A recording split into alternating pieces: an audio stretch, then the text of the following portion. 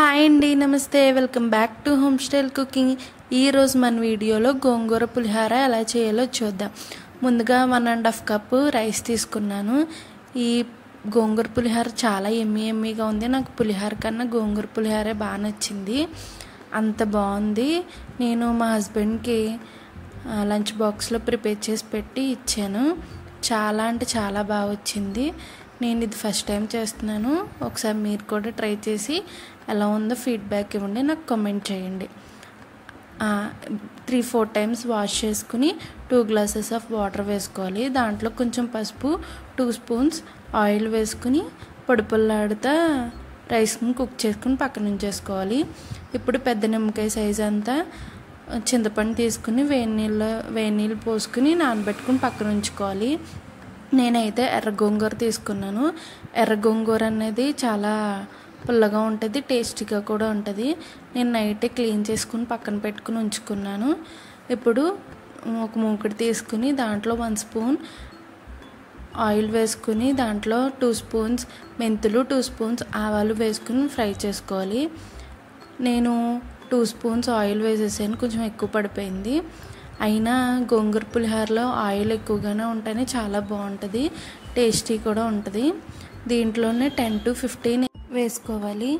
ఆవాలు, మెంతులు అనేవి బాగా ఫ్రై అయ్యాకే అప్పుడు ఎండుమిర్చి వేసుకుని ఫ్రై చేసుకోవాలి. దీంట్లోనే ఇంగువ వేసుకోవాలి. ఇంగువ అనేది కొంచెం ఎక్కువగానే వేసుకోవాలి. ఇవన్నీ ఫ్రై అయ్యాక దీన్ని మిక్సీ పక్కన పెట్టుకోవాలి. గోంగూరలో మనకు చాలా బెనిఫిట్స్ అనేవి ఉన్నాయి. మన బ్లడ్ని ఇంక్రీజ్ చేస్తుంది, అలాగే మన డైజెస్టివ్ సిస్టమ్ని బూస్ట్ చేస్తుంది, హెయిర్ ఫాల్ని కూడా తగ్గిస్తుంది, అలాగే బ్రెస్ట్ ఫీడింగ్ కూడా ఇంప్రూవ్ చేస్తుంది. దీంట్లో హై ఫైబర్ అనేది కూడా ఉంటుంది. గోంగూరలో 2 టైప్స్ ఉంటాయి. ఇవన్నీ ఫ్రై అయ్యాక మిక్సీ చేసుకుని పక్కన ఉంచుకోవాలి. అదే కడాయి తీసుకుని దాంట్లో 3-4 టేబుల్ స్పూన్ ఆయిల్ వేసుకుని దాంట్లో గోంగూర అనేది మొత్తం అంతా వేసేసుకుని బాగా ఫ్రై చేసుకోవాలి. గోంగూర అనేది ఎంత బాగా ఫ్రై చేసుకుంటే అంత బాగుంటుంది. ఇది గోంగూర సరిగ్గా ఫ్రై అవ్వకపోతే కనుక జిగురు అన్నది వచ్చేస్తుంది. ముందు గోంగూర బాగా ఫ్రై అయితేనే ఇది టేస్ట్ అనేది చాలా బాగుంటుంది పులిహోర అన్నది. మనం దీంట్లో కొంచెం పసుపు, అలాగే దీంట్లో సాల్ట్ కూడా వేసేస్తాము.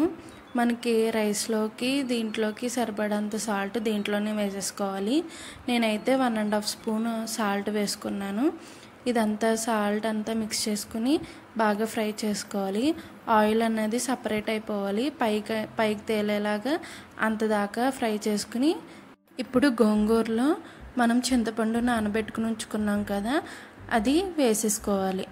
అది కూడా వేసేసుకుని బాగా ఫ్రై అయ్యాక దగ్గరకు వచ్చేసాక మనం మిక్సీ చేసుకున్న పక్కన పెట్టుకున్నాం కదా, ఆ పేస్ట్ని కూడా దీంట్లో వేసుకుని బాగా ఫ్రై చేసేసుకోవాలి. ఇవన్నీ బాగా ఫ్రై అయ్యాక ఈ మొత్తాన్ని మళ్ళీ మనం ఒకసారి మిక్సీ చేసుకుని పక్కన ఉంచుకోవాలి. ఇప్పుడు మనకి గోంగూర పులిహోరకి రైస్ రెడీ అయిపోయింది, అలాగే పేస్ట్ కూడా రెడీ అయిపోయింది. ఇప్పుడు మనం రైస్లో గోంగూర ఈ పేస్ట్ అన్నది కలిపేసుకుని పోపు పెట్టేసుకుంటే సరిపోతుంది. ఎంతో టేస్టీ ఎమ్మీగా ఉండే గోంగూర పులిహోర రెడీ. మనము ఇప్పుడు ఈ పేస్ట్ని బాగా కలుపుకుని ఇలా ఆయిల్ అంతా సపరేట్ అయ్యి పైకి తేలేక ఇప్పుడు స్టవ్ ఆఫ్ చేసుకుని చల్లారాక మిక్సీ పట్టుకోవాలి. నా ఛానల్ని ఫస్ట్ టైం చూస్తున్నారా?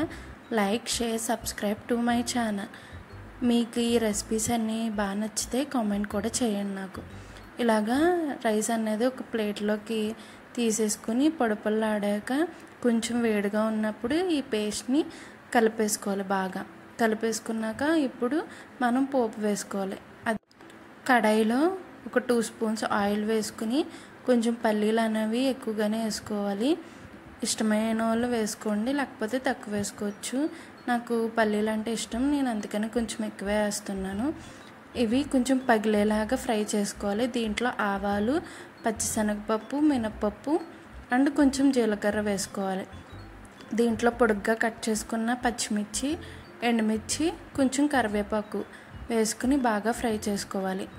ఇవన్నీ బాగా ఫ్రై అయ్యాక మనం ఈ పోపు వేసేసుకుని కలిపేసుకోవాలి. ఎంతో టేస్టీగా ఉండే గోంగూర పులిహోర రెడీ. చాలా అంటే చాలా బాగుందండి. ఒక్కసారి మీరు ట్రై చేయండి, అసలు మళ్ళీ మళ్ళీ చేసుకుంటారు, అంత బాగుంది. Thank you for watching.